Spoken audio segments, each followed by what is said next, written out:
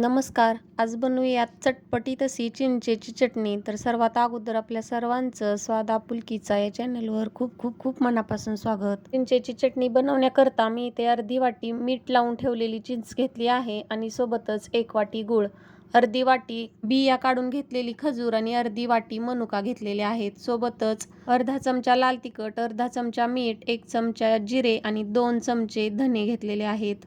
सुरुवातीला एका पातेल्यामध्ये चिंच टाकली, त्यानंतर त्यामध्ये घेतलेले खजूर, मनुका, सोबतच घेतलेला 1 वाटी गूळ आणि बाकीचे सर्व साहित्य टाकायचे आहे. म्हणजे धने, जिरे, लाल तिखट आणि मीठ देखील आपण टाकणार आहोत.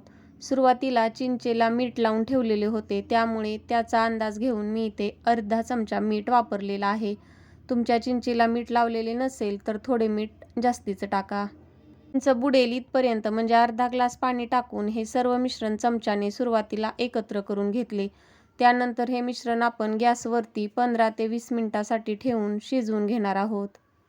अशा छान छान आणि साध्या सोप्या रेसिपी पाहण्यासाठी स्वाद आपुलकीचा या चॅनलला नक्की सबस्क्राईब करा.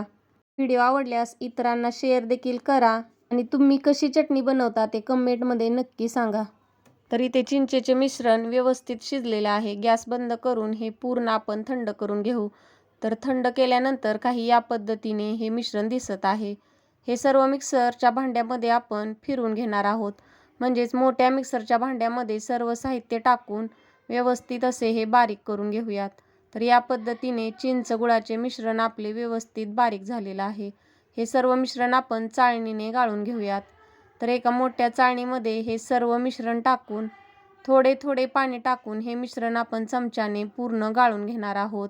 ही चटणी ढोकळ्याबरोबर किंवा पाणीपुरीसाठी किंवा ओली भेळ बनवताना सुद्धा आपल्याला उपयोगाला येते. कचोरीसोबत सुद्धा चिंचेची चटणी फार आवडीने खाल्ली जाते. थोडे थोडे पाणी टाकून या पद्धतीने सर्व चिंच आपण गाळून घेतलेली आहे. या चिंचेच्या चटणीमध्ये तुम्ही तुमच्या आवडीने कमी जास्त पाणी वापरू शकता. मी ते चिंचची चटणी या पद्धतीने थोडी दाटसर बनवलेली आहे, त्यामुळे पाणी कमी वापरले. सर्व मिश्रण गाळल्यानंतर त्यामध्ये अर्धा चमचा चाट मसाला टाकायचा आहे. चाट मसाला टाकल्यामुळे चिंचची टेस्ट आणखीन वाढते. म्हणजे चाट मसाल्यामुळे चिंचेची चटणी एकदम चटपटीत लागते.